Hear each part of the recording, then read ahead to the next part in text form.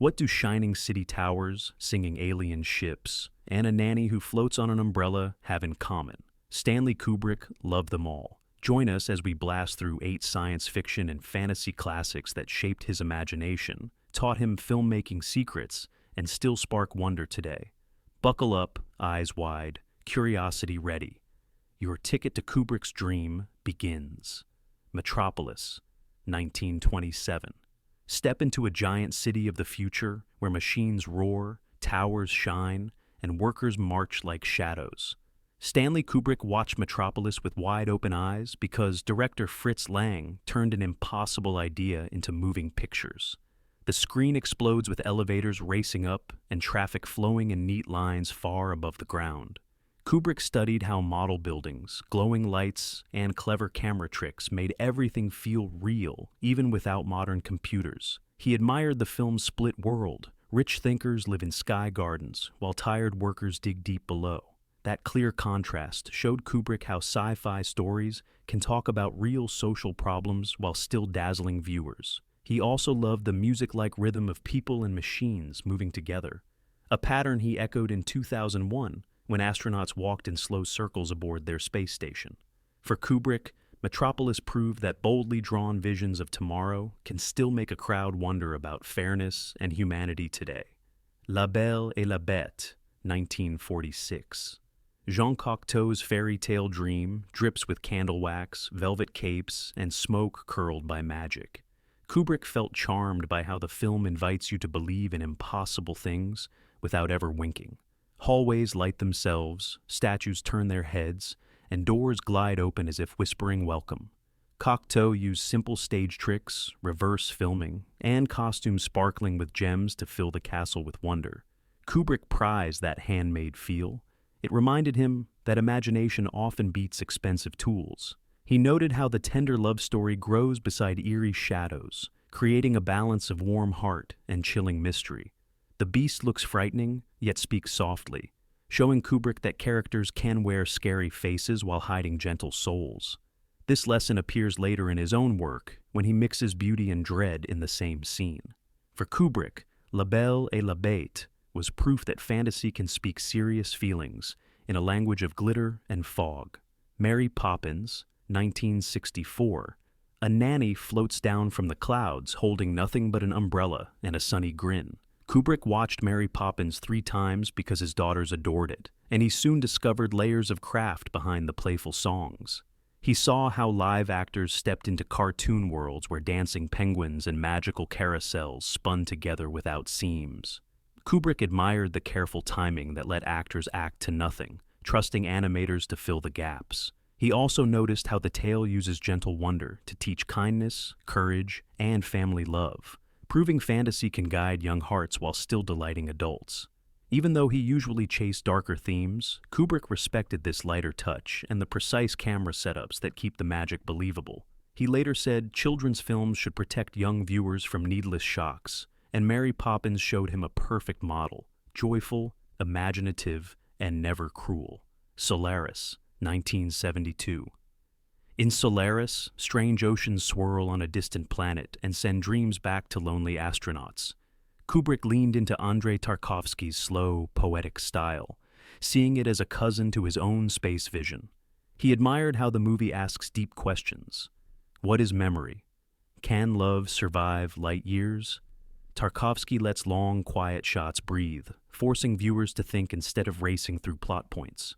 Kubrick prized that patience, believing silence can be as loud as explosions. He also examined the sets, soft windows glowing with water reflections, endless corridors, and weightless objects floating like thoughts. Solaris proves science fiction can explore the inner universe of the mind, not just rockets and lasers. Kubrick reflected this lesson in later conversations, explaining that true sci-fi lays philosophy on its planets. He respected Tarkovsky's courage to leave mysteries half-answered, trusting audiences to carry the puzzle pieces home in their pockets. Close Encounters of the Third Kind, 1977. When bright lights streak across the sky and musical notes guide giant starships, audiences feel both terror and hope. Kubrick appreciated Steven Spielberg's decision to make aliens curious artists instead of monsters. He studied how everyday people witness strange signals. A buzzing mailbox, toys dancing on the floor, clouds swirling into impossible shapes. These early hints build wonder rather than panic.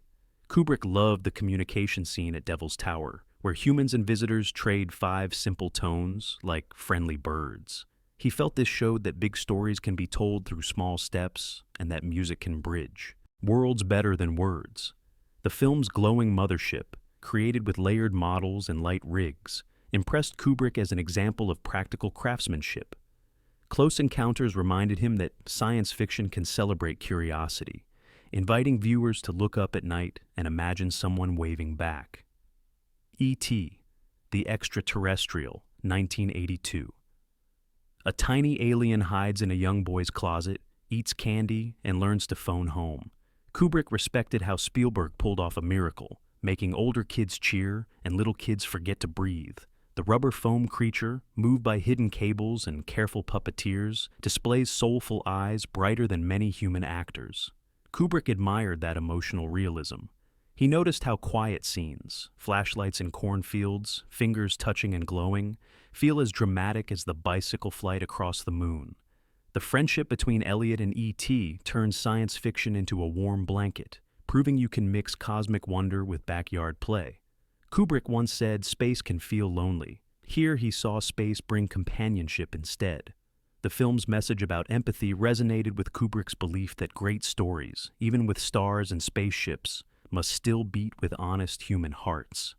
Alien, 1979.